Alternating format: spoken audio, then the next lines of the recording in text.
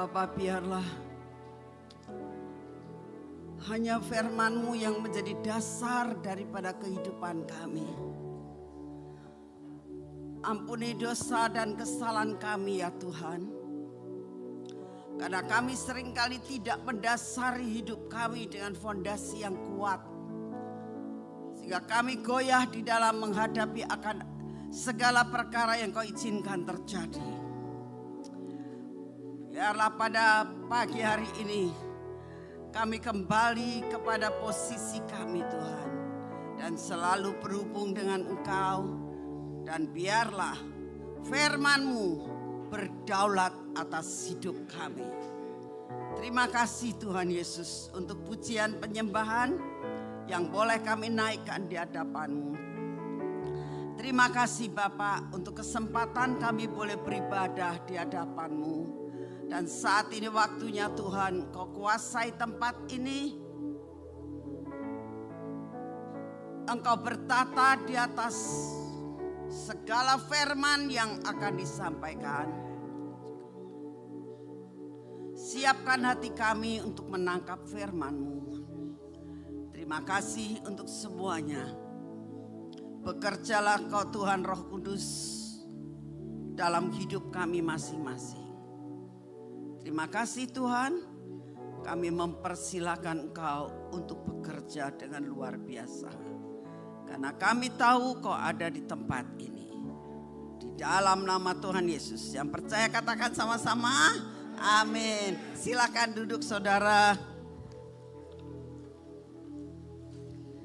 Kita semua tahu bahwa tanggal 5 yang lalu adalah suatu hari yang dinamakan kemerdekaan saudara. Kemerdekaan buat tiap-tiap anak Tuhan yang percaya kepada Tuhan Yesus Kristus. Karena tanggal 5 kemarin ini adalah sesuatu kemenangan telak. Dan tidak ada di dalam dunia ini yang menyangkal bahwa Yesus benar-benar bangkit saudara. Saudara, itulah sebabnya kita sebagai anak-anak Tuhan tuh sebenarnya punya suatu kebanggaan yang luar biasa. Disebabkan karena apa?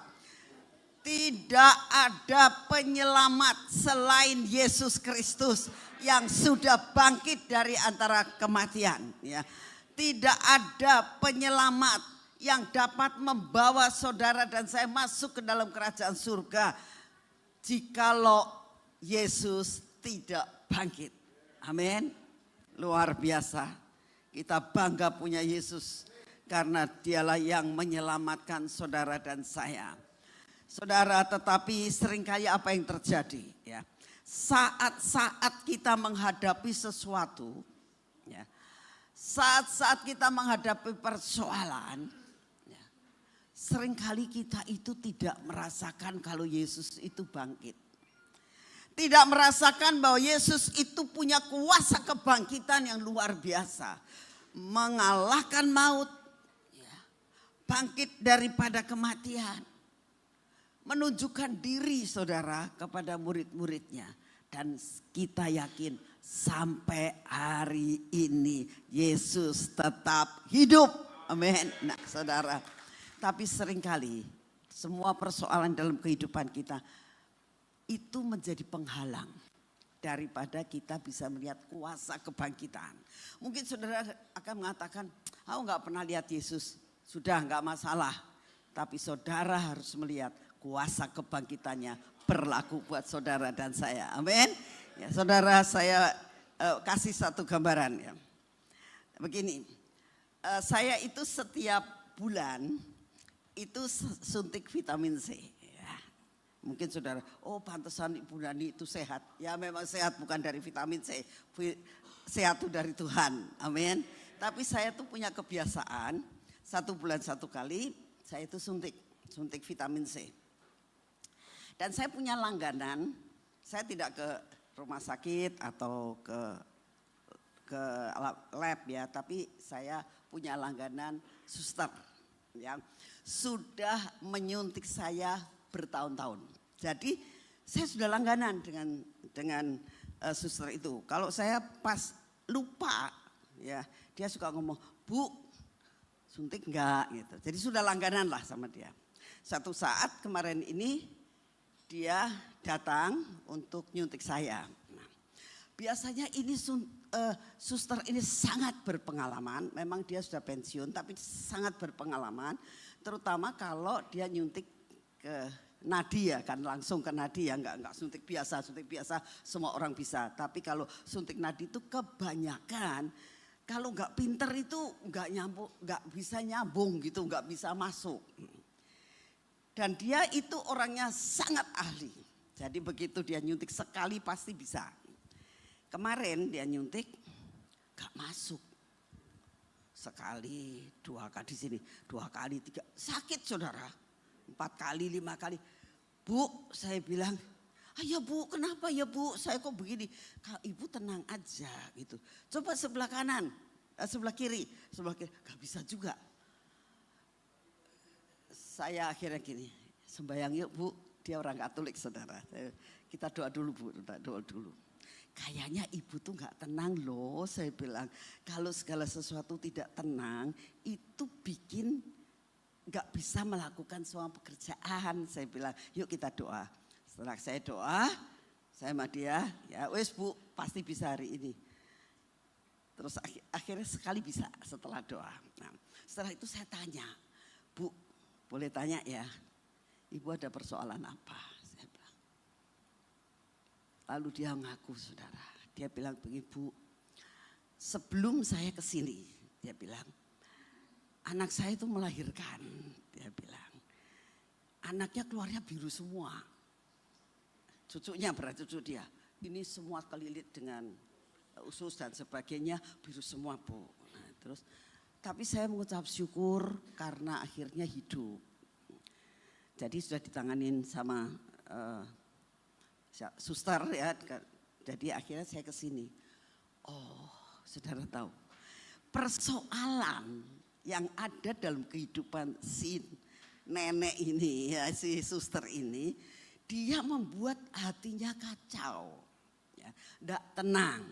Sehingga dia tidak dapat melakukan sesuatu kewajiban yang seharusnya dia itu lakukan. Saudara, berapa banyak saudara dan saya itu menghadapi hal yang seperti itu. Ya. Problem yang ada dalam hidup saudara dan saya itu menjadi penghalang daripada kalau Tuhan Yesus ada di depan dia. Ya. Berapa banyak, kemarin saya khotbah di AOC, mengenai bagaimana murid-murid tidak bisa mengenal Yesus sedangkan Yesus itu sudah ada di pinggir pantai. Ya. Hari-hari di dalam kebangkitan ini saya ingin mendorong saudara dan mengingat betapa rapuhnya hidup saudara dan saya kalau ada problem. Ya. Di mana kita tahu sampai problem itu membuat kita kecewa. Kita tahu bahwa Thomas itu murid Tuhan yang sudah kenal Tuhan, mengikut Tuhan 3,5 tahun. Dia murid yang dikasihi, dia juga murid yang berani. Dia sampai mengatakan, udahlah jangan takut kemanapun Tuhan pergi, kita ikut. Karena kita percaya di dalam Tuhan kita menang. Tidak usah takut, dibunuh ya sama-sama. Gak apa-apa dibunuh bareng Tuhan Yesus, saya mau mati sama Tuhan Yesus. Begitu luar biasanya Thomas. Tapi saat dia mengalami kekecewaan. Dia kecewa sama Tuhan Yesus. Kecewanya apa? Kenapa sih Tuhan kok gak mau ngelawan gitu loh. Orang mati dibangkitkan. Orang kusta disembuhkan. Lazarus dibangkitkan. Kok ngadepi tentara kayak begitu kok nyerah gitu. Kecewa. Thomas kecewa dengan Tuhan. Kenapa tidak mau mempergunakan kuasanya? Yang mengakibatkan dia sampai mengatakan, aku gak percaya kalau Yesus itu bangkit. Sebelum aku mencocokkan jariku pada tangannya yang berlubang paku. sebelum aku mencocokkan jariku pada lambungnya, aku tidak percaya. Kok bisa ya? 3,5 tahun ikut Yesus. Makan sama-sama, melihat mujizat sama-sama. Semua dia lakukan dan dia melihat akan kuasa Tuhan. Dan yang ngomong Petrus dan teman-temannya, aku sudah ketemu Yesus. Enggak. Maria cerita, aku ketemu Yesus. Sudah. Kenapa? Ada persoalan dalam hidupnya. Saudara, saya mau berdoa kepada Tuhan. Setiap orang punya persoalan. Tidak ada sesuatu yang gak punya persoalan. Tapi jangan sampai persoalan menjadi penghalang daripada engkau tidak bisa ketemu dengan Tuhan. Amin. Jangan sampai. Ya. Dia omnipresent. Dia ada. Saudara percaya bahwa dia ada di tengah-tengah kita. Ya. Dia mendengar doa saudara. Dia tahu persoalan saudara. Dia tahu apa yang saat ini ada dalam pikiran dan hati saudara. Ya. Satu hal, jangan sampai persoalan menjadi penghalang. Sampai engkau tidak tahu kuasa kebangkitan tetap berlaku. Amin. Kuasa kebangkitan tetap berlaku. Dan yang kedua kita harus percaya bahwa Tuhan Maha tahu persoalan saudara. Ya. Mungkin suami saudara nggak tahu, istri saudara nggak tahu apa yang ada dalam hati saudara. Ya. Anak saudara mungkin nggak tahu. Ya. Pendeta saudara mungkin tidak tahu apa yang jadi persoalan. Tapi satu perkara saudara harus tahu. Yesus tahu persoalan saudara. Amin. Dan dialah jawaban satu-satunya. Ya. Kita akan baca di dalam Lukas 24 ayat 13. Pada hari itu juga 2 orang dari murid-murid Yesus pergi ke sebuah kampung bernama Emmaus. Memang di dalam Alkitab saya selidiki itu adanya cuma Kleopas. Yang satu itu tidak disebutkan siapa yang mendampingi Kleopas itu. Kleopas adalah salah satu murid dari 70 murid Yesus. Dia tidak termasuk 12 murid. Jadi sebetulnya dia tidak merupakan sesuatu yang istimewa sebetulnya ya. Kalau namanya 12 murid itu wah itu rasul ya. Itu dipilih oleh Tuhan. Itu orang yang diprioritaskan mungkin. Tapi Kleopas bukan. Dia adalah salah satu murid dari 70 murid Tuhan ya. Jadi tidak terlalu sampai merupakan suatu yang spesial sebagai pengikut Kristus. Nah, di dalam Alkitab dari Injil itu tidak pernah disebutkan siapa yang mendampingi Kleopas pergi ke Emmaus. Ya. Tapi salah satunya adalah Kleopas. Ya. Dikatakan dia murid Yesus termasuk 70 murid yang lain. Ya. Dia pergi ke Emmaus. Emmaus itu terletak kira-kira 7 mil jauhnya dari Yerusalem. Ya. Saya nggak tahu kalau 7 mil itu kurang lebih kalau jalan berapa jam lah nggak tahu. Cuma mereka jalan di sana tuh kan nggak ada banyak kendaraan. Kalau paling kendaraan itu pakai onta ya. Nah, mereka itu deket aja dia pergi. Nah, dikatakan dan mereka bercakap-cakap tentang segala sesuatu yang telah terjadi. Apa sih yang dipercakapkan? Lagi heboh, lagi booming. Ya. Boomingnya apa? Yesus bangkit. Yesus bangkit. Sana sini ngomong Yesus bangkit, Yesus bangkit. Kamu kok tahu kan Yesus bangkit? Yang murid-muridnya udah pernah ketemu. Apakah kamu udah ketemu? Enggak, belum. Tapi aku percaya. Banyak yang percaya kepada Yesus bahwa Yesus bangkit. Tapi sekalipun dia tidak melihat dan ketemu dengan Yesus dan meraba Yesus. Tapi banyak yang percaya. Dan yang percaya itu tidak semuanya murid Yesus. Justru herannya yang namanya murid Yesus meragukan Yesus bangkit. Berapa banyak kita sebagai anak Tuhan, orang luar ya, bisa menyatakan kalau Yesus itu memang betul ada. Bahkan saudara-saudara sepupu kita sekarang banyak mengenal, ketemu Yesus. Tetapi saudara dan saya sering meragukan, Yesus itu betul bangkit enggak. Ya. Mungkin sudah, ya karena saya baca Alkitab mengatakan Yesus bangkit. Engkau bisa merasakan Yesus bangkit kalau engkau punya pengalaman dengan Tuhan. Pengalamannya apa, Bu? Pengalaman adalah kamu harus punya kehubungan pribadi dengan Yesus. Sampai engkau itu bisa mengatakan, aku percaya Yesus itu ada memang. Aku percaya aku pernah ditolong Yesus. Aku percaya dia hidup. Sampai seperti itu. Tapi banyak sekali murid-muridnya yang tidak mencapai taraf seperti itu. Saudara tahu ini akhir zaman, saudara. Dan akhir zaman itu banyak sekali perkara-perkara yang luar biasa yang mengakibatkan tidak percaya sama Tuhan Yesus lagi. Contoh. Saudara kan zaman sekarang itu yang adanya AI itu ya. Nah, saudara tanya apa aja di AI dijawab. Sampai suatu saat nih ya, ada yang tanya, anak Tuhan, dia tanya begini. Saya ini punya banyak masalah dan persoalan. Ya. Saya mau bunuh diri. Nanyanya begitu, aneh ya. Saya mau bunuh diri. Menurut AI, saya boleh nggak bunuh diri?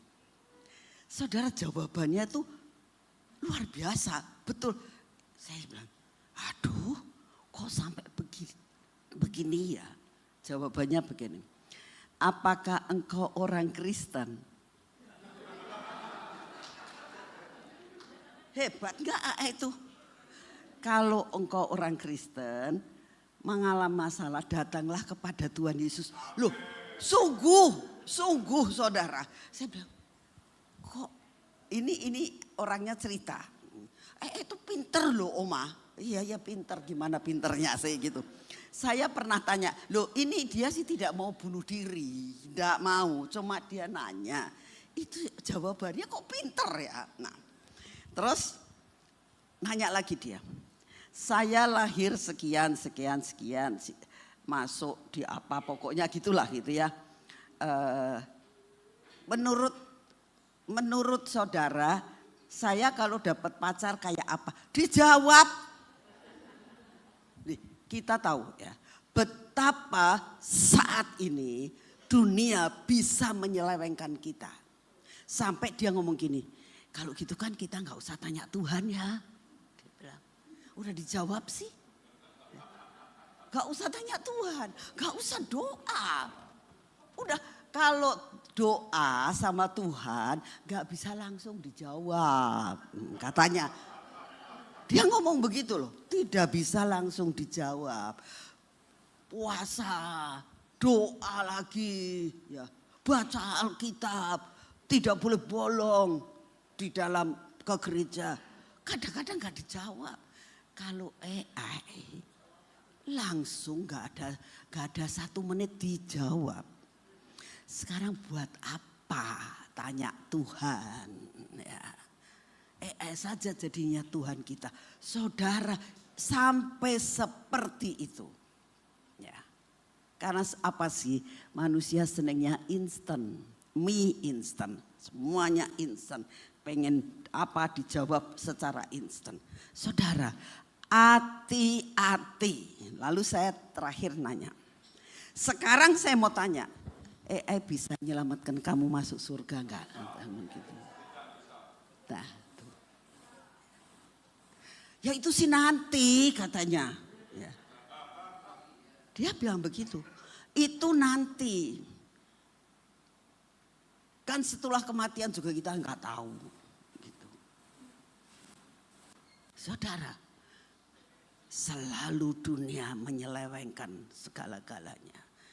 Anak-anak muda saya berdoa. Jangan sampai apa yang ditawarkan dunia membuat imanmu runtuh. Membuat engkau meragukan akan kuasa Tuhan. Apapun dia bisa jawab, tapi satu perkara. Coba kamu tanya, saya bilang. Apakah engkau bisa menyelamatkan saya? Jawabannya apa? Oh, belum pernah tanya Oma. Ya sudah, sekarang dijawab sama Oma.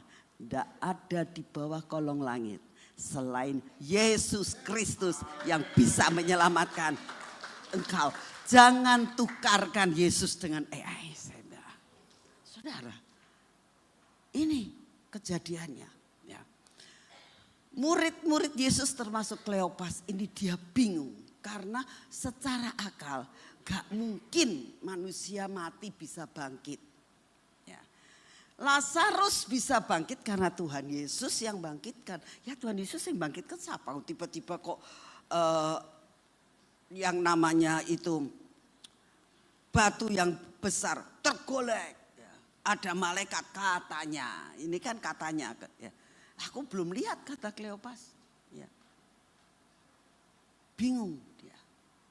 Ragu-ragu. Keragu-raguan itu membuat saudara tidak bisa ketemu Yesus. Tidak bisa mengalami kuasa kebangkitan. Ya. Itu adalah Kleopas. Ya. Saudara, Emmaus itu artinya sumber air panas. Ya. Biasanya orang kalau pegel-pegel, yuk spa gitu. Rasanya katanya pegel-pegelnya hilang. Kalau saya sebetulnya saudara kalau spa tidak mau, keringetan semua. Ya. Panas lagi. Ya. Jadi saya bilang gak mau kalau spa, gak mau. Ya, tapi banyak orang yang merasakan ingin rileks. Ya. Kalau sudah mengalami healing zaman sekarang ngomongnya ya. Healing anak-anak tuh, yuk healing gitu ya. Nah saudara, pada masa-masa engkau sedang menghadapi kesukaran. Pada masa-masa engkau tidak ada jawaban, jangan healing. Jangan ke Emmaus mencari air panas, jangan. Air panas bisa ditafsirkan macam-macam. Tapi satu perkara, dalam menghadapi masalah apapun, sampai engkau meragukan Tuhan kenapa kau gak jawab doa saya. Ya, jangan ke Emmaus. Ya, tapi satu hal, datang kepada Tuhan. Langit bumi Tuhan yang punya. Jawaban Tuhan yang punya. Ya, datang kepada Tuhan. Datang kepada Tuhan. Caranya gimana Bu datang kepada Tuhan? Tuhan yang gak kelihatan. Doa. Ya saya sudah doa tapi gak dijawab. Gak apa-apa. Datang ke persekutuan di mana engkau punya teman-teman yang satu link. Ya, satu lingkungan yang sama-sama doa. Datang kepada pendeta saudara. Datang kepada orang yang bisa membimbing saudara. Jangan datang ke Emmaus. Ya. Emmaus itu banyak. Teman-teman yang bisa memberi penghiburan itu juga Emmaus. Ya. Awas hati-hati ya. Jangan ke Emmaus. Mereka ini sedang jalan belum sampai ke sana. Rasanya Tuhan tahu nggak kalau Kleopas dan temannya itu sedang bingung seperti itu. Tuhan sangat tahu. Ya. Kenapa Tuhan biarkan? Bu dicegah. Enggak. Tuhan punya waktu. Amin. Nih ayat 15. Ketika Kleopas dan temannya itu, kita tidak tahu temannya itu siapa, sedang bercakap-cakap dan bertukar pikiran. Nah ini nih,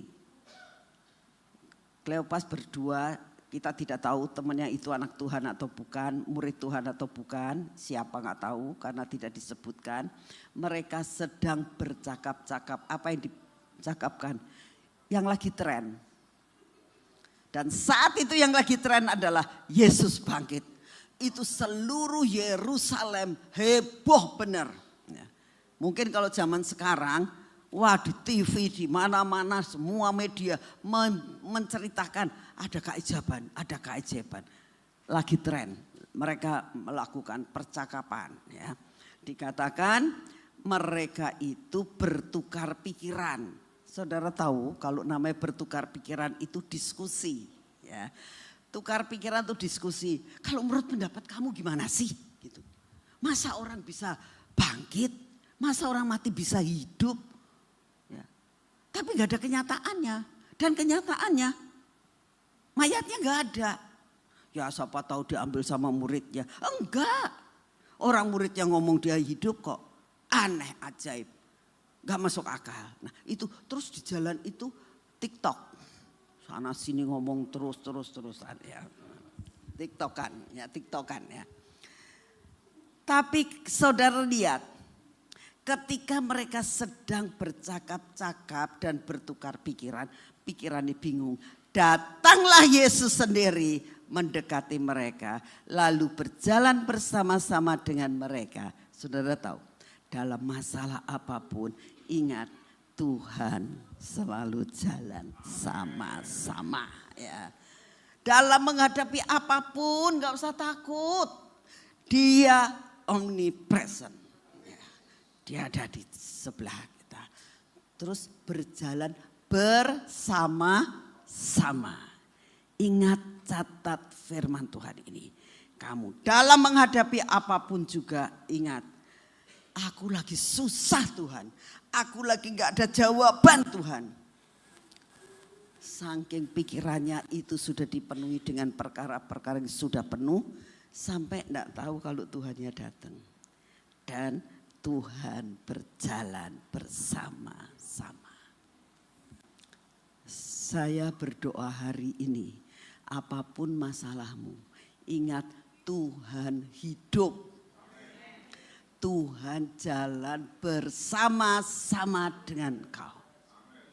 Amin ya. Tetapi ada sesuatu yang menghalangi mata mereka. Sehingga mereka tidak dapat mengenal. Bukan tidak melihat. Mengenal. Saya heran saudara. Sekarang bayangkan ya. Kita lagi jalan berdua.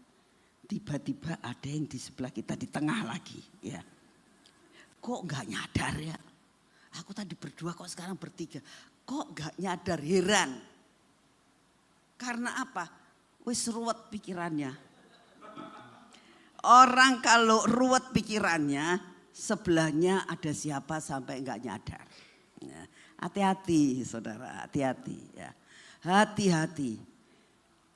Kalau kita punya masalah apapun, tiba-tiba ada yang di sebelah kita tahu, oh ternyata dimanapun juga, dalam keadaan apapun juga, sekalipun aku ini sudah nyeleweng, harusnya aku tuh kumpul dengan murid-murid yang lain, yang cerita tentang Yesus itu bangkit, Yesus itu ada, sudah benar-benar kelihatan menunjukkan segala sesuatu kepada saudara-saudara yang lain. Harusnya deketin sama mereka. Kok malahan pergi healing ke tempat air panas. Saudara, sekalipun engkau itu sudah keluar dari jalur, Tuhan tetap memperhatikan. Jadi percaya. Yesus Maha Tahu. Yesus Maha Tahu. Ya. Yang kedua, apa sih yang mengakibatkan kita terhalang daripada semuanya sampai tidak merasakan bahwa Yesus ada? Merasa diri lebih, merasa sombong.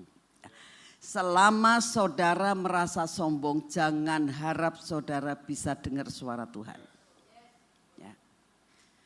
Selama saudara bisa merasakan bahwa saudara mampu, jangan harap Tuhan buka jalan buat hidupmu. Apa yang harus dilakukan? Merendahkan diri. Ya, kita harus tahu siapa kita. Ya. Dengan merendahkan diri di hadapan Tuhan, mengaku segala dosa kita, maka kemuliaan Tuhan akan nyata. Ini Kleopas dan temannya sombong. Ya. Merasa dirinya bisa. Nah, coba kita lihat ayat 17. Yesus berkata kepada mereka, apakah yang kamu percakapkan sementara kamu berjalan? Maka berhentilah mereka dengan muka muram. Jadi waktu Tuhan Yesus tanya, kamu tuh lagi apa sih? Mereka diam. Saya yakin mereka akan ngelihat. Ini orang siapa? Ini orang siapa? Kok tidak bisa tahu kalau itu Yesus?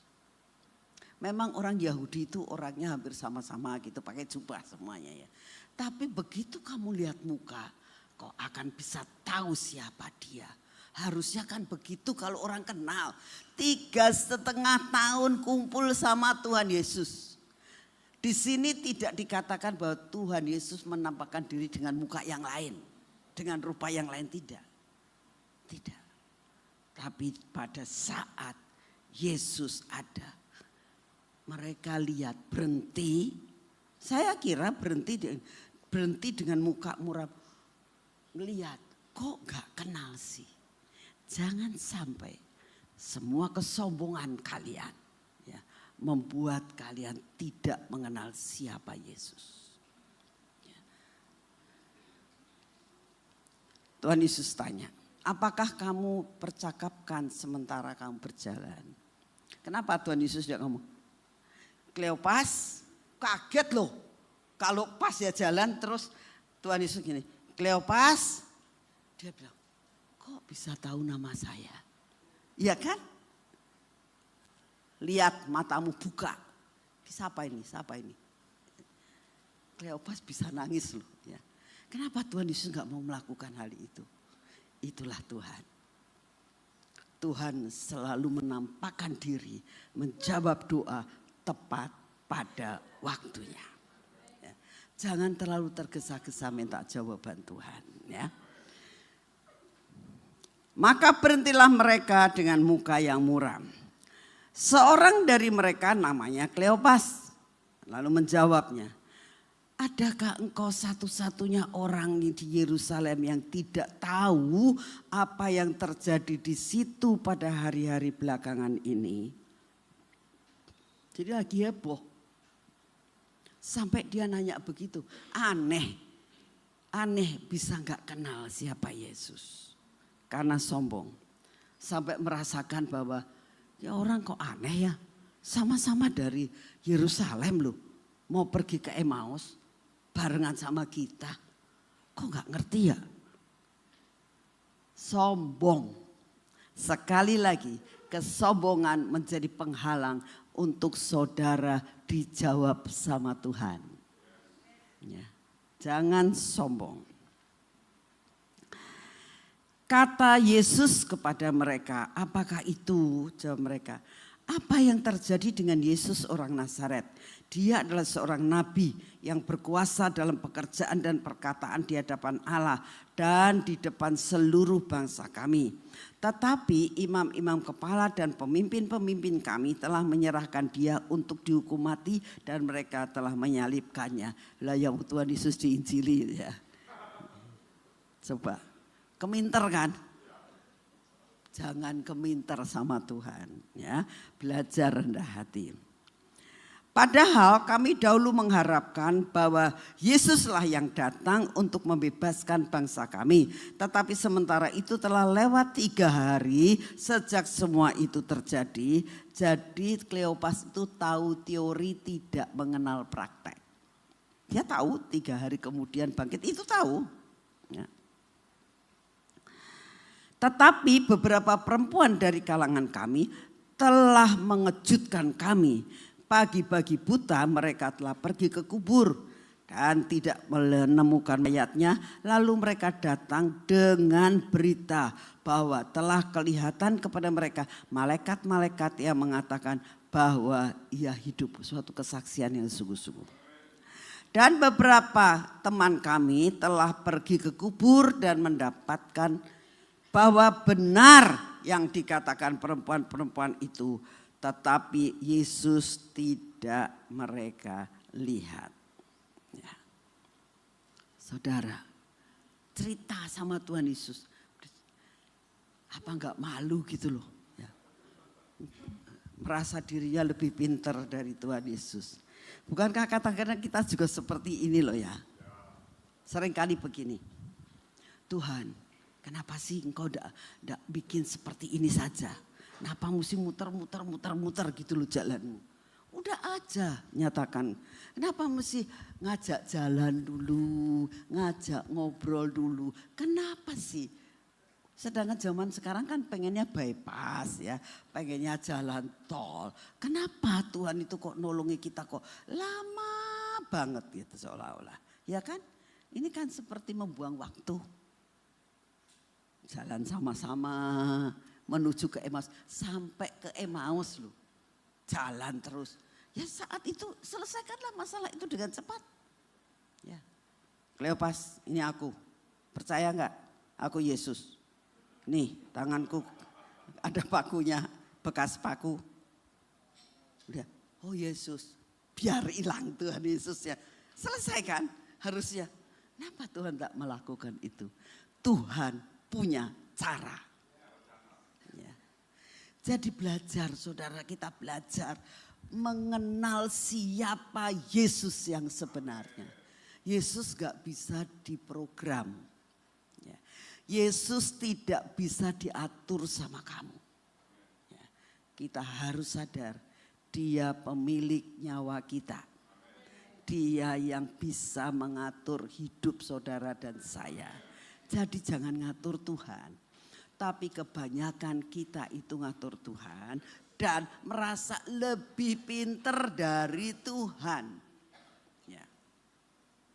Aduh Tuhan, buka jalan inilah, aku kepengennya begini, kepengen begini. Lepaskan dirimu dari apa yang kau inginkan. Serahkan kepada Tuhan. Tuhan jauh lebih tahu apa yang saudara butuhkan. Waktu di tangan Tuhan, saudara. Waktu di tangan Tuhan. Semua harus mengikuti apa yang Tuhan mau. Seolah-olah lama, gak apa-apa. Bab kita tahu bahwa Tuhan punya rencana yang luar biasa. Amin. Ya, nah. Lalu berkatalah, ayat 25 ya. Lalu ia berkata kepada mereka, hai kamu orang bodoh. Saudara tahu, sebetulnya kalau dikatakan hai kamu orang bodoh, harusnya nyadar. Ini orang siapa ya kok wani-wani ngomong saya bodoh ya. Biasanya kalau kita mengatakan orang bodoh itu kan orangnya harus lebih pintar dari kita. Ya, nah dikatakan gitu. Hai kamu orang bodoh, betapa lambannya hatimu. Sehingga kamu tidak percaya akan segala sesuatu yang telah dikatakan para nabi. Bukankah Mesias harus menderita semuanya itu untuk masuk ke dalam kemuliaannya? Lalu ia menjelaskan kepada mereka apa yang tertulis tentang dia dalam seluruh kitab suci. Mulai dari kitab Musa dan segala kitab nabi-nabi. Kenapa Tuhan nerangkan lagi? Sedangkan dia itu murid Tuhan, ikut Tuhan 3,5 tahun. Kenapa Tuhan mesti nerangin lagi? Karena mereka bodoh. Pikirannya lamban. Saat dia 3,5 tahun ikut Tuhan, apa yang dia tangkap? Yesus ajaib. Yesus bisa ngasih makan. Apa yang saya butuhkan, pasti Tuhan kasih. Itu Kristen permukaan. Ya. Saudara, kalau saudara masih mengatakan Yesus itu ajaib, Yesus kasih makan, Yesus akan menjawab persoalan saya. Kalau sampai batas di sini, itu adalah Kristen permukaan. Ingat perkataan saya. Pengikutan Yesus tidak dalam permukaan saja. Saudara yang Tuhan mau adalah kita ikut Yesus masuk ke dalam kedalamannya.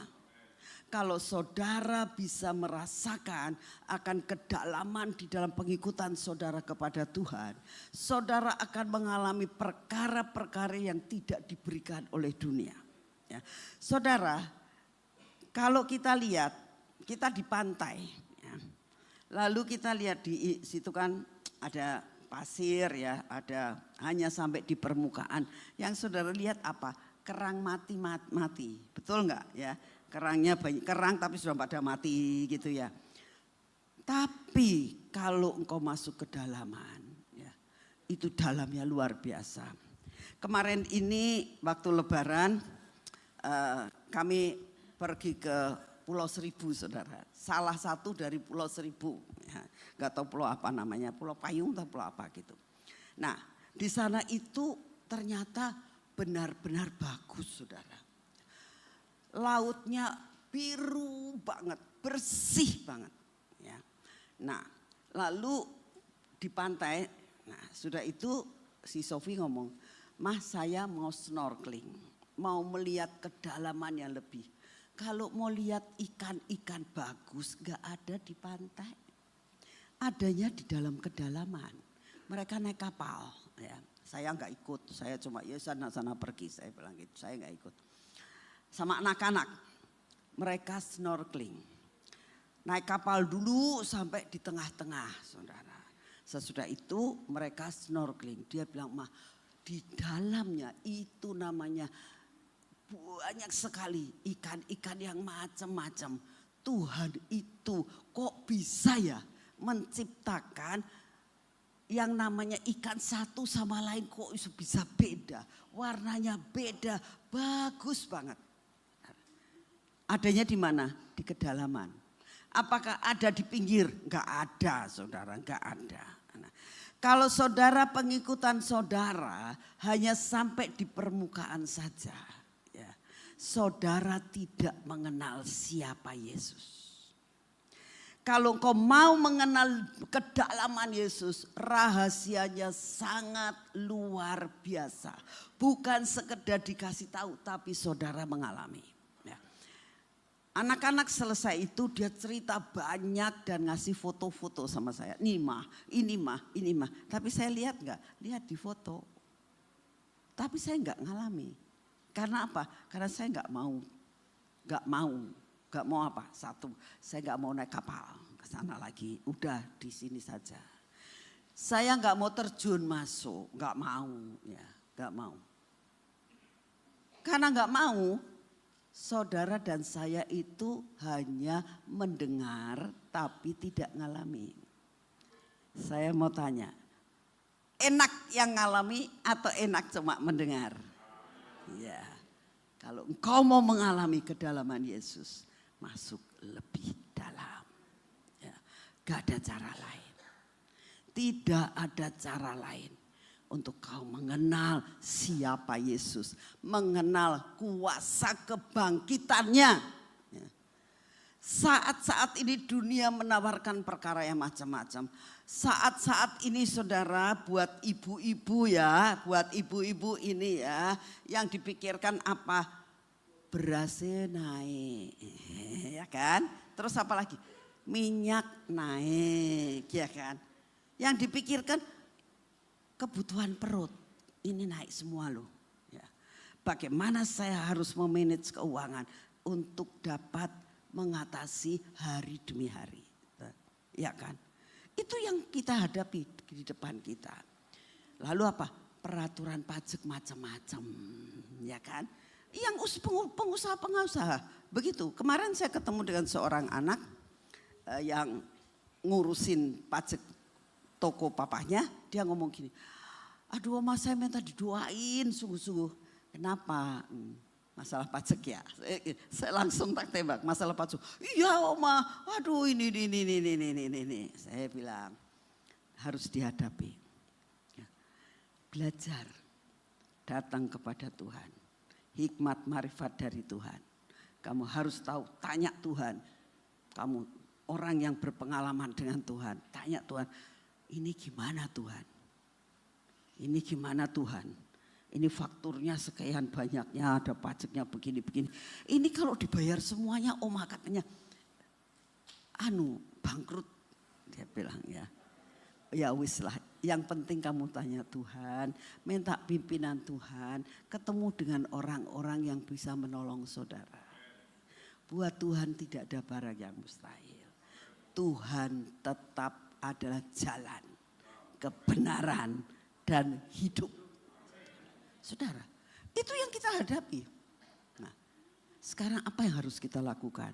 Berjalan bersama Tuhan, masuk ke dalam kedalaman Tuhan. Pasti Tuhan buka jalan. Amin. Ya. Murid-murid kenapa diajari lagi?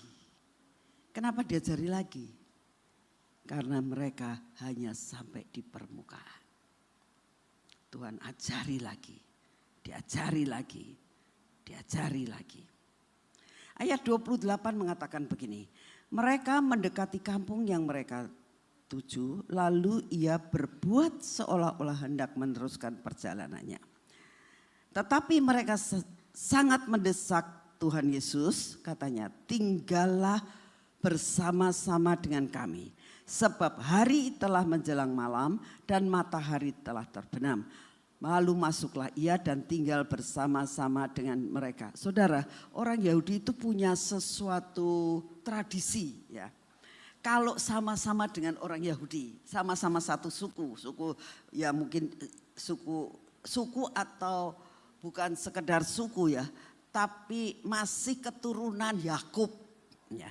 Orang kalau masih ada keturunan Yakub yang 12 itu, kalau kita tahu itu dia adalah dari suku manapun juga, tapi kalau mereka ini keturunan Yakub, selalu mereka welcome untuk buka pintu. Itu merupakan tradisi orang-orang di Israel. Ya. Makanya mereka ini senang sekali. Wah, aku diceritain yang belum pernah aku dengar. Ya. Aku pengen lagi. Tapi nggak sadar. Karena apa? Dia pengikutannya, pengenalannya kepada Yesus hanya sampai di permukaan. Ya. Karena sampai di permukaan, ya begitulah. Gak lihat siapa. Sampai mereka cuma menawarkan karena tradisi. Ya. Udah malam kok, kamu nginep di mana? Yuk ikut sama saya aja. Gitu. Dan itu merupakan suatu tradisi dari orang-orang Israel. Selalu welcome dengan yang lain. Ya. Saudara, apa yang terjadi? Yang terakhir ya, kita tahu bahwa katarak rohani itu sangat berbahaya.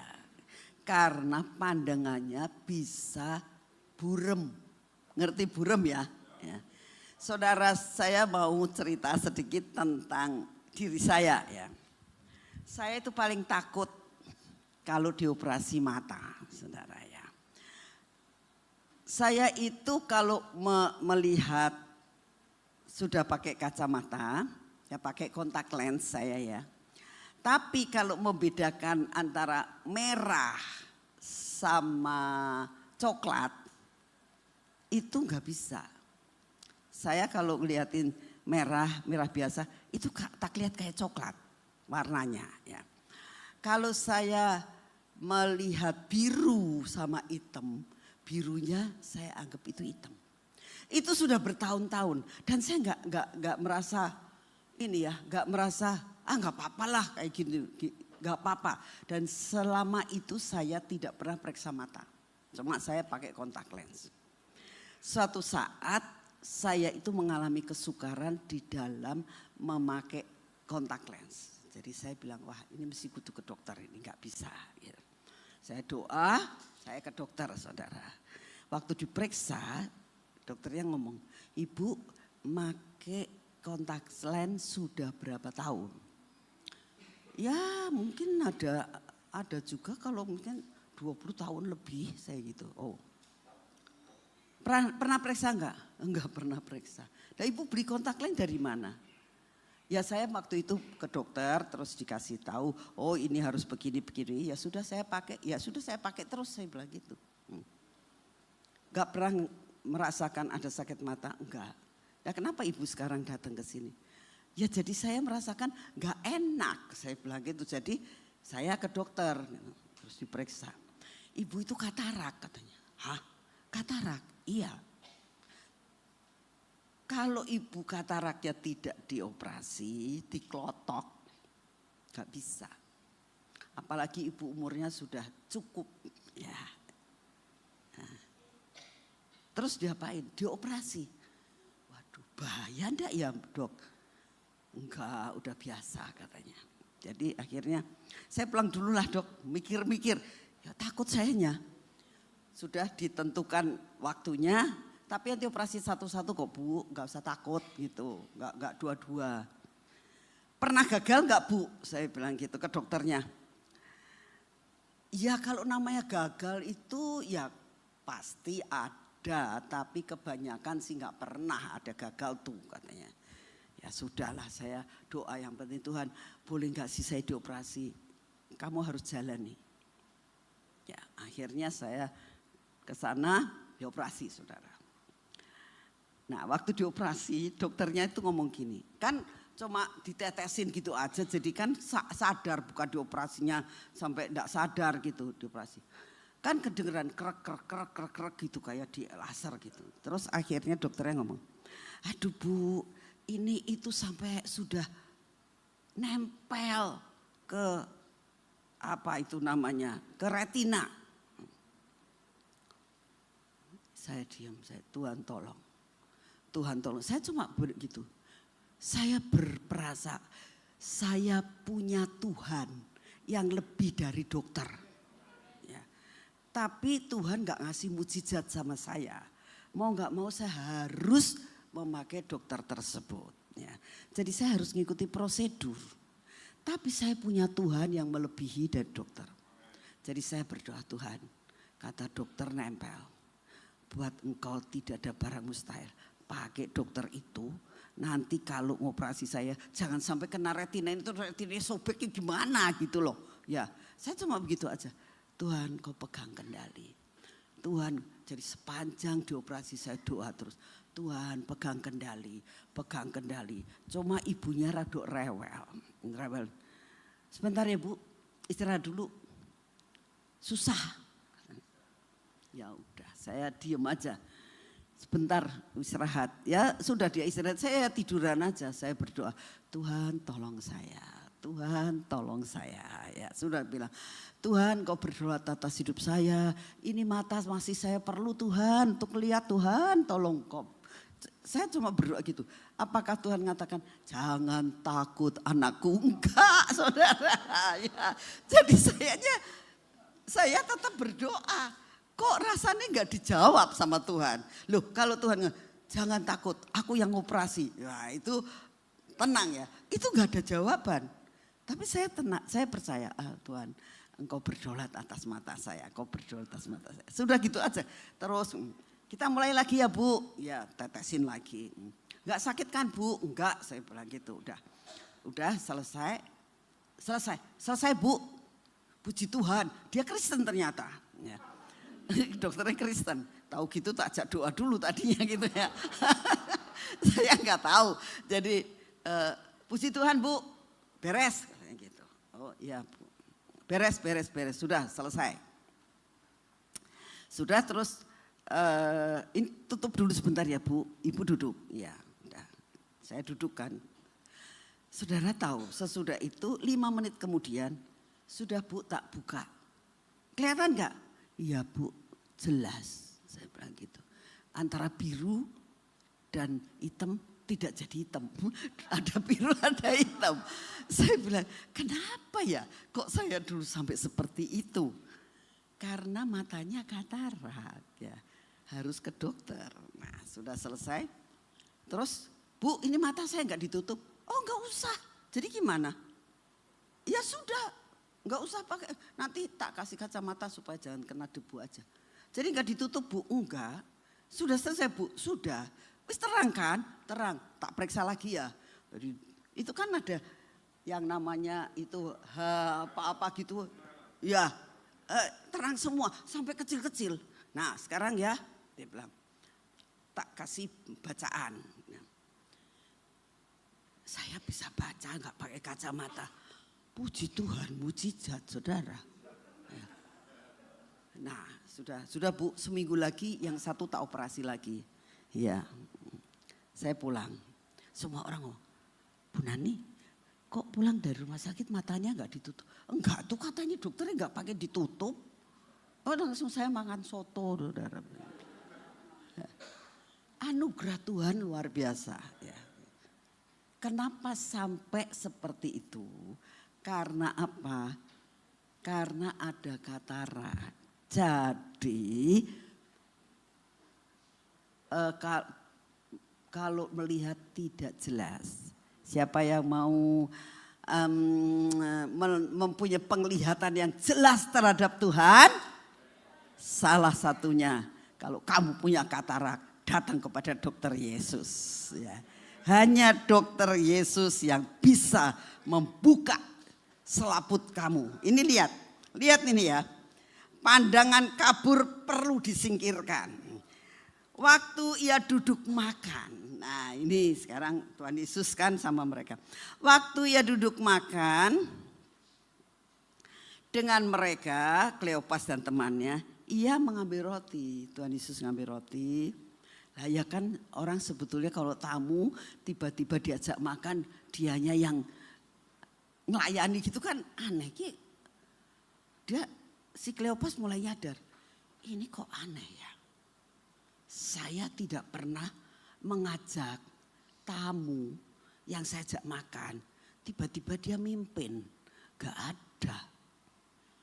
Lalu Tuhan buka pikiran dan mata Kleopas. Yang suka begini nih siapa ya? Dia teringat apa yang Tuhan sedang lakukan. Waktu Tuhan Yesus makan dengan mereka, ngambil roti, mengucap berkat, lalu memecah-mecahkan dan memberikan kepada mereka. Saat mereka melihat tindakan Yesus, ketika itu terbukalah mata mereka dan mereka pun mengenal Dia. Tetapi Yesus lenyap dari tengah-tengah mereka. Ini Tuhan. Dalam keadaan apapun ingat Dia tetap ada. Dia itu Immanuel. Ya. Menyertai kita dalam keadaan apapun. Tidak usah takut dan khawatir dalam menghadapi masa depan. Ya, mungkin saudara mengatakan, aduh sudah kayak begini anak-anakku bakal sekolah, nanti jaminannya bagaimana, apa yang harus anak-anakku, aku nanti kerjanya juga gaji nggak naik, ini bagaimana, belum nyekolahkan anak dan sebagainya. Tidak usah khawatir. Yesus adalah Immanuel, Dia menyediakan yang saudara butuhkan. Dikatakan, terbukalah mata mereka. Kataraknya dioperasi sama Tuhan. Kamu itu enggak jelas matanya. Begitu dioperasi dia lihat aduh ini Tuhan. Nah, akhirnya terjawab akan problem mereka. Problem mereka apa? Enggak percaya Yesus hidup. Dan Tuhan jawab dengan caranya yang ajaib. Semua persoalanmu apapun Tuhan akan jawab seperti yang engkau mau. Ya, saudara, kita lihat dia ingat siapa yang mecah-mecahkan roti. Siapa yang membuat mujizat. Ya. Lalu disuruhnya orang banyak itu duduk di rumput. Itu ingatan dia dari Matius 14 ayat 19. Dan setelah diambilnya 5 roti 2 ikan, mereka menengadah ke langit dan mengucap berkat, lalu memecah-mecahkan roti itu dan memberikannya kepada murid-muridnya. Lalu murid-murid itu membagi-bagikan kepada orang banyak. Dia ingat, oh iya, ini Yesus. Ayat 32.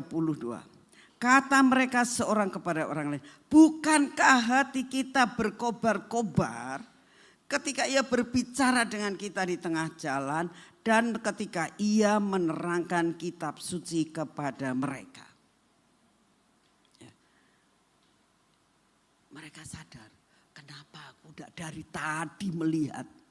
Kenapa baru sekarang aku melihat pada saat dia memecah-mecahkan roti. Kenapa saudara? Karena ada kataraknya. Datang kepada dokter Yesus dan katakan, Tuhan mataku tidak jelas. Mataku buram. Sampai aku tidak bisa melihat akan cara kerjamu yang luar biasa. Aku lupa akan apa yang pernah engkau lihat. Yang pernah kami lihat. Tetapi sekarang sesudah engkau mencelikkan mataku. Aku melihat bahwa engkau adalah Mesias. Amin. Lalu kalau kita lihat. Ayat 33. Lalu bangunlah mereka. Itu masih malam loh. Udah malam loh ya. Malam. Tapi mereka bangun terus kembali ke Yerusalem. Kenapa enggak menunda? Udah malam, perjalanan pakai jalan kaki. Otomatis capek jalannya. Balik lagi ke Yerusalem ya berat tuh. Yang penting kita sudah terima Yesus. Saya sudah melihat Yesus. Sudah tidur saja. Besok aja besok. Kita pulang ke Yerusalem. Tapi lihat mereka. Lalu bangunlah mereka dan terus kembali ke Yerusalem. Tidak menunda waktu. Saya berdoa saudara. Kalau saudara merasakan ada sesuatu yang penuh dalam hidup saudara. Jangan nunda waktu. Lakukan pekerjaanmu pada saat Tuhan menyuruh engkau melakukannya. Jangan nunda waktu. Nah, lalu dikatakan kepada mereka. Mereka sedang, di situ mereka mendapat ke-11 murid itu. Jadi berarti Kleopas itu adalah 70 murid yang lain ya.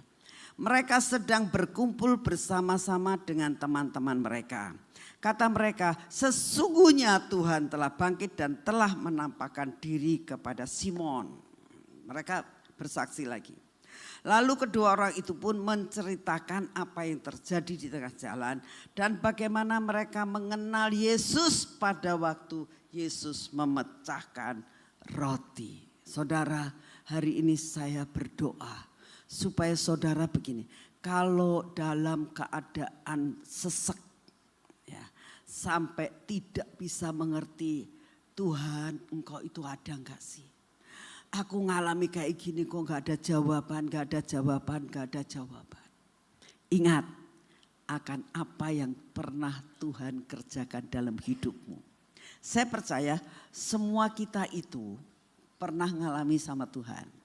Pernah ditolong sama Tuhan. Amin. Dalam perkara kecil atau perkara besar pernah ditolong. Ingat, saat pernah ditolong sama Tuhan, itu tanamkan dalam hati. Ya. Pernah mengalami mujizat, itu tanam dalam hati. Suatu saat dalam perjalanan hidup saudara, ya, pernah mengalami sesuatu yang seolah-olah Tuhan tidak menjawab. Sampai imanmu menjadi goncang. Ingat, aku dulu pernah ditolong. Sekarang aku pasti ditolong. Maka iman kamu akan bangkit. Iman kamu akan bangkit. Dan membuat segala sesuatu indah pada waktunya. Ya. Saudara, saya banyak mengalami hal yang mengakibatkan iman saya bertumbuh ya. Disebabkan karena saya selalu mengingat apa yang Tuhan kerjakan di belakang saya. Kalau masalah, tinggalkan masalahmu di belakang. Tapi kalau masalah perkara-perkara yang luar biasa, ingat apa yang Tuhan kerjakan di belakang. Beberapa waktu yang lalu, kita tuh akan ada acara ya tanggal 5 Mei. Saya harap ada yang bisa berbes-bes datang ke Sion ya.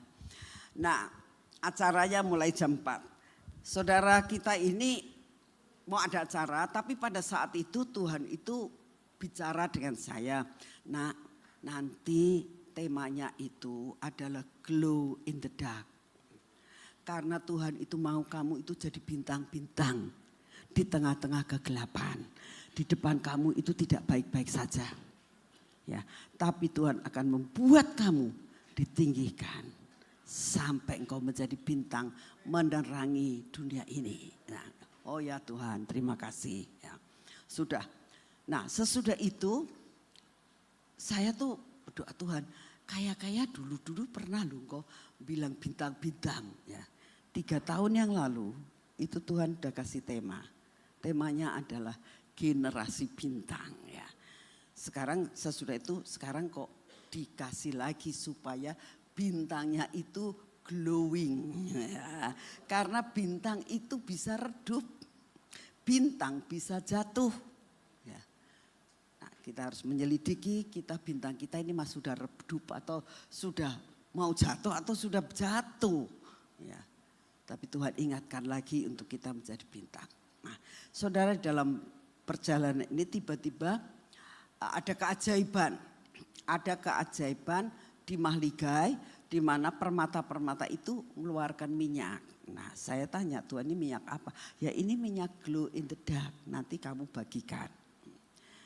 Karena sudah sering Tuhan itu mencukupkan semua yang dibutuhkan, saya tidak menjadi khawatir. Ya, saya tidak mengatakan, Tuhan orangnya banyak, nanti kalau nggak cukup gimana? Itu namanya tidak percaya saudara. Ya, karena saya sering kali hidup berjalan dengan Tuhan, saya nggak takut. Ya, Tuhan ngomong gitu, ya saya bilang. Langsung saya bicara dengan staf saya katakan nih ya, beli botol.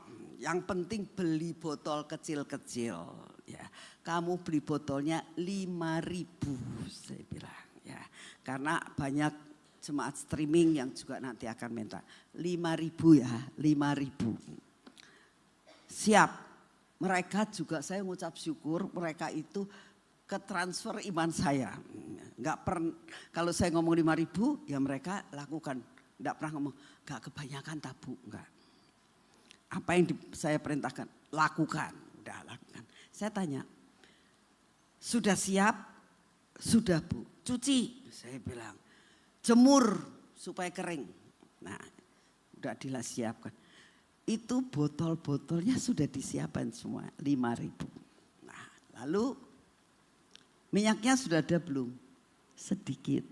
Nah, ya, enggak apa-apa. Terus tiba-tiba minyaknya keluar banyak. Setengah botol, puji Tuhan. Besoknya lagi keluar lagi. Dipenuhi 1 botol. Sudah 1 botol besar ceritanya. Udah disimpan. Besok gak keluar lagi. Ya gak apa-apa. Saya gak ngomong. Tuhan kok gak keluar lagi. Nanti cukup apa enggak. Itu namanya tidak percaya. Ya, seringkali kita begitu. Karena apa? Khawatir. Lepaskan dirimu dari kekhawatiran ya. Jalani aja, sudah. Besoknya lagi tidak keluar lagi, ya sudah nggak apa-apa. Bersyukur, terima kasih Tuhan. Engkau akan menyediakan tepat pada waktunya. Sudah tak jalani aja hidup, bersyukur. Nah, keluar lagi. Tiba-tiba keluarnya banyak saudara, banyak sekali. Sampai setengah lebih. Netes terus ditampung netes selesai sampai tidak netes lagi ditampung. Wah 3 perapat, puji Tuhan. Nah, terus berjalan sampai mendapatkan kurang lebih 9 botol besar ya. Tapi masih kurang segitu juga, masih kurang karena untuk bagiin minimal 4.500 itu kurang, 9 botol itu kurang saudara. Saya akan bilang, Tuhan engkau lebih tahu yang terbaik gitu. Terus gak keluar lagi, saudara, gak keluar lagi. Terus keluar lagi dengan warna yang beda. Lah Tuhan ini warnanya kok ada beda. Saya bilang ini kalau warna beda nanti ribut nih orang yang dapat nih ya. Saya minta yang ini tapi minta juga yang itu gitu loh. Saya bilang tapi Tuhan punya rencana. Sudah saya diem aja. Keluar lagi yang kuning. Oh ajaib saudara. Itu Tuhan. Yang Tuhan rindukan apa? Menyerah. Percaya janji Tuhan pasti digenapi. Amin. Mari kita bangkit berdiri.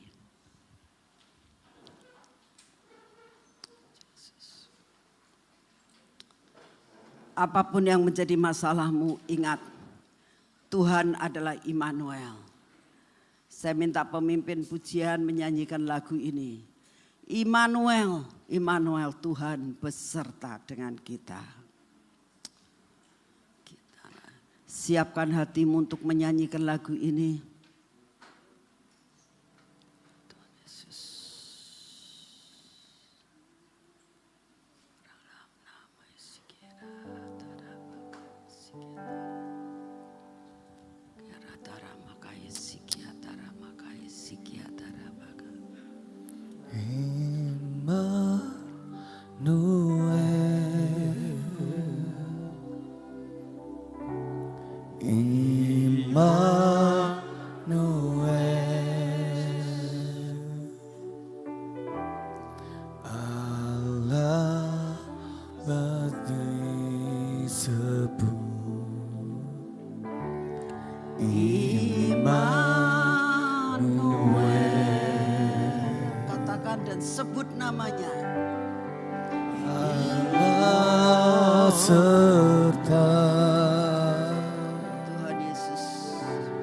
Dengan kita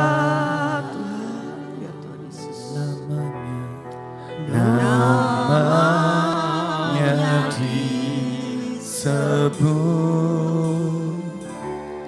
Immanuel.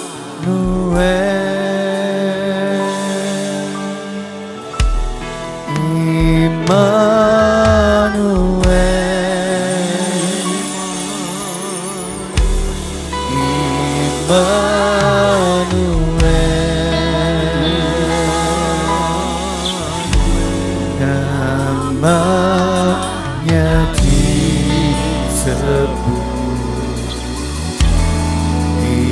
Immanuel.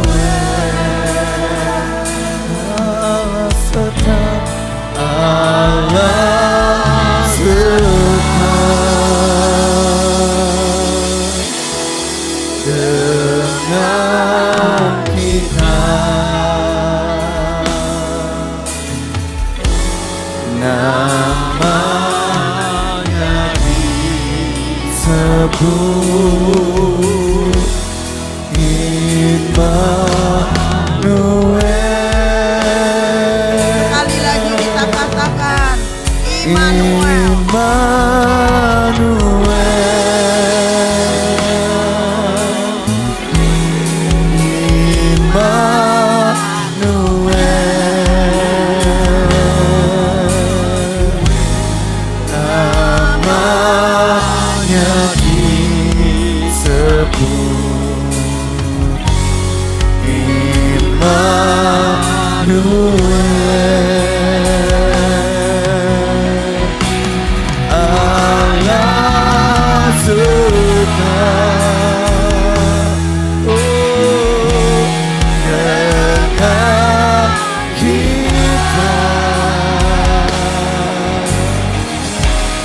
Namanya disebut Immanuel. Saudara taruh tanganmu di dada. Kalau saat ini saudara sedang menghadapi sesuatu persoalan. Kalau saudara mulai meragukan siapa Tuhan. Kalau saudara saat ini menghadapi suatu persoalan yang gak sembuh-sembuh dari sakit, gak terjawab-jawab, biarlah hari ini engkau katakan, Tuhan pasti menjawab doa saya. Karena Tuhan menyertai saya. Dialah Immanuel. Bapa, dengar doa kami. Kami mengucap syukur ya Tuhan. Kami sungguh mengucap syukur pada pagi hari ini. Engkau memberi jawaban buat kami. Engkau adalah Allah Immanuel. Terima kasih untuk semua firman-Mu. Tanamkan firman-Mu dalam hati kami. Dan tidak ada satupun yang mencuri firman-Mu dari hidup kami. Yes. Dalam nama Tuhan Yesus, yang percaya katakan sama-sama. Amin. Tuhan memberkati saudara. Silakan duduk saudara kasih Tuhan.